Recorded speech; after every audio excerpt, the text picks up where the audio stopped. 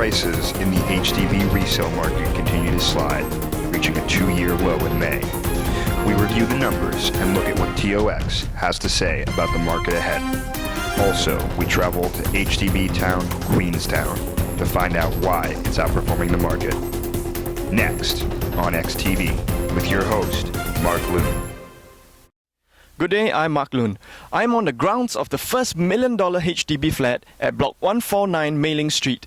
It was transacted in 2012 by a DWG agent, Irene Ho. XTV has come here to find out why Queenstown consistently outperforms other HDB towns. But first, the news. Figures released by the Singapore Real Estate Exchange, SRX, show that HDB resale prices declined 1.2% in May compared to April. The SRX HDB Price Index shows that prices have declined 2.7% since the beginning of the year and 6.5% since the peak of April 2013. Furthermore, May 2014 marks a 2-year low since April 2012. The price decline in May occurred across the board for all property types. 3 and 4 room saw prices drop 0.8%, 0.6% for 5 room, and executive flats led the way with a decline of 2.8%. On the volume front, 1,320 HDB flats were sold in May. This is an 11.1% month-on-month decline from April's 1,484 units. On a year-on-year basis, May's resale volume is down 19.4% from the same month of last year, and down 63.8% from the peak in May 2010. For more analysis on the HDB resale numbers, we turn to Jeremy Lee, Chief Technology Officer for SRX. Hey Jeremy, thank you for joining me today in Queenstown. My pleasure. Okay, so TOX is negative again in May. This is the 13th consecutive month in which we see a negative TOX. What does this tell us? TOX stands for Transaction over X Value. Think of it as an indicator of the market sentiment, and overall it's bearish. Each month, SRX computers compare the actual transacted value for every unit and compare it to its X value. The difference between the two figures is the TOX. The overall median TOX remained flat at negative $4,000 for May 2014. This means 50% of the home buyers paid over negative $4,000 and 50% paid under negative $4,000. Buyers have negotiating power, and 50% of the people were able to bring the price down at least $4,000 from the computer-generated X value. I noticed in the graph that this is the second consecutive month of a negative 4,000 TOX. Yet we saw a sharper decline in prices in May rather than in April. May declined 2.7%, while April was basically flat with only a drop of 0.2%. Why is the TOX the same in April and May, yet there's a decline of 2%? What am I missing? You're forgetting that TOX is a forward indicator. Remember, we saw a $1,000 drop in TOX in April, indicating that there will be downward pressure on the price index in May. Let's put up a historical TOX graph to illustrate. We have had 13 months of negative TOX. But the market's bearish sentiment has been much longer. In November 2012, the TOX was positive 4,000. Since then, the TOX has been moving in either a negative direction or has been negative for 18 consecutive months. When we overlay the SRX price index with TOX, we see that the bearish sentiment started to take hold about a month before it was reflected in the index. The TOX shifted consistently from bullish to bearish in the last quarter of 2012. Meanwhile, the price index was not as quick to reflect this bearishness. Prices hit a plateau as the market struggled to resist downward pressure on prices.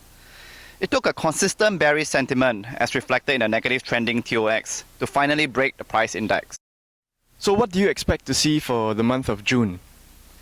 The TOX tells us that the May was as bearish as April, and market sentiments in April was a bit more bearish than March. Therefore, until we see a major policy change or experience some kind of external shock, I would expect more of the same for the overall market. Volume will continue to be low compared to the past, as sellers don't want to sell in this environment. Meanwhile, buyers have the upper hand, and somehow the market needs to absorb the 6,000 built-to-order units that are coming on this year. These two factors will continue to exert downward pressure on prices. But at the same time, prices will want to stay at a fundamental value. So the price struggle will continue with an overall bias with a downward pressure. Jeremy, I noticed that the big decline in price came from the executive flats. So why is this so? The cooling measures have had a larger impact on executive flats. TDSR limits all debts to 60% of gross income. This puts executive flats out of reach for most HDB buyers. This explains why we saw a 2.8% drop in executive flats, while the other property types show a more moderate decline. But as we have said before, we have to be very careful about making buying and selling decisions based on the overall market indices and nationwide TOX. They are indicators of overall market sentiment and not necessarily what's going on at a local level. Remember, real estate is all about location, location, and location. So you need to drill into the granular data before listing or making a purchasing decision.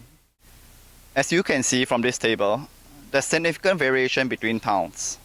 For example, Serangoon executive flats posted a negative $4,000 TOX, while in Tampines, the TOX is positive $7,000.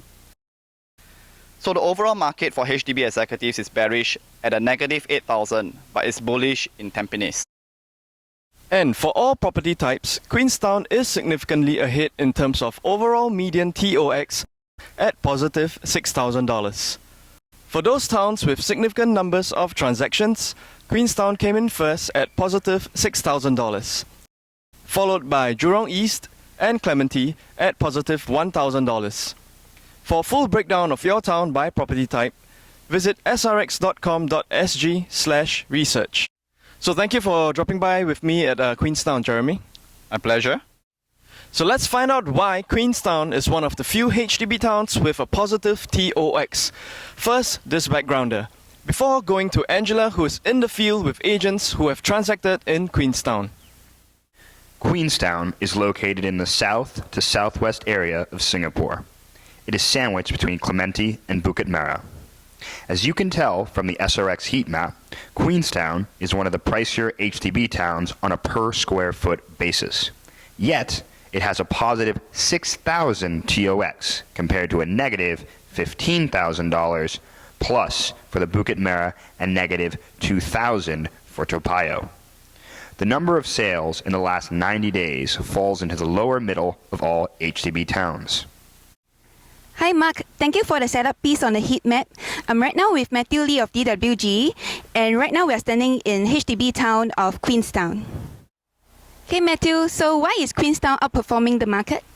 Oh, I believe that why Queenstown is outperforming the market because Queenstown is a very popular area, and also because it's highly sought after by buyers, and because of the near the city fringe and also proximity to the city. Yeah, so residents here travel to work or to go to shopping area Orchard is just a short distance away. So Matthew, where do you see the market going forward? Okay, what we'll see HDB market going forward, the prices will be moderate further, and right now because the reason why the buyers and sellers right now they have to negotiate the prices based on the recent transacted prices that are given by HDB. And also that doing away the COV since March 10, so I will see that the prices of HDB will be softening further. Okay Matthew, thank you so much for your time. Welcome, Angela. Hi Mark, I'm standing here with Rachel Tan of PropNext. Right now we are standing outside Block 146 at Mei Ling Street, which is located in the heart of Queenstown HDB town, where she has recently transacted. Hi Rachel, thank you so much for coming. Hello, thanks for having me. Thank you. So even though TOX is negative at the HDB 3 and 5 room level, it's the 4 rooms that have lifted Queenstown into an overall positive TOX and May's overall leader. So Rachel, where do you think Queenstown has outperformed the market? I think basically the most important thing is the location. It's very centralized in terms of in the whole Singapore, plus the fact that it's very near to MRT. Because some places, like for example in Jurong East, they have an MRT, but MRT is not very near to all the blocks. Whereas in Queenstown, the MRT you can walk anywhere, like within 5 minutes you'll be able to get to the MRT station. So that's one thing, it's very convenient. So not just because it's centrally located in terms of public transport, and even roads is very accessible to like many expressway, like to PIE, to AYE, even to the ECP and CTE. So it's really very convenient to move around here. Yeah. And also in terms of amenities, we have Queenstown Library, we have stadium, we have swimming pool, we even have the fire station, police post, everything all nearby. Shopping areas also, we have like Anchor Point, IKEA, Queensway Shopping Centre. So all these are within walking distance. So Rachel, where do you see the market going forward? If you're asking me about like the general HDB, I would think that it is not unlikely to go up, if you ask me. Maybe it may go down a little bit lower because as what we have seen and felt for the recent months, most of the houses really now takes more than a month or even up to 3 months to sell. There seems to be more supply than demand.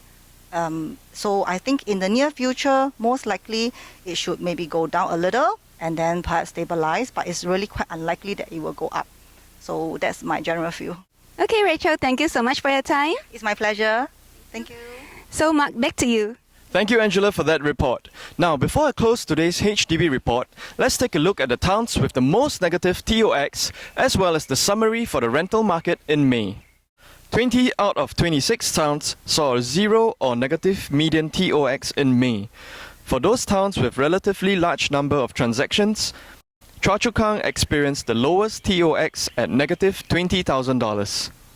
As reported earlier, Bukit Merah clocked in at negative $15,456. In third place for the lowest TOX was Punggol at negative $14,000. For a complete roundout, visit srx.com.sg/research.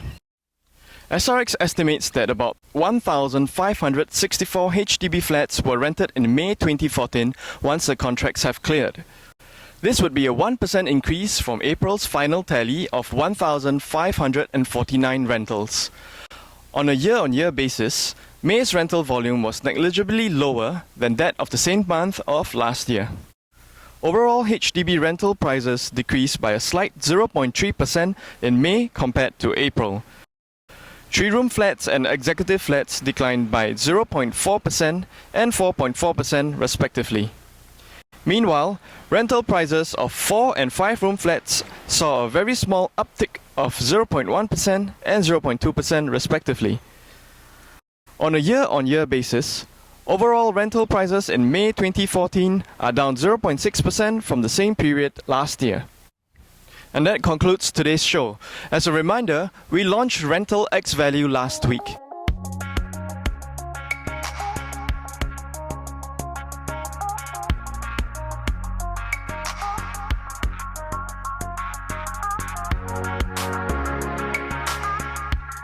This is a computer-generated estimate of rent at the unit level for HDB as well as private non-landed rentals.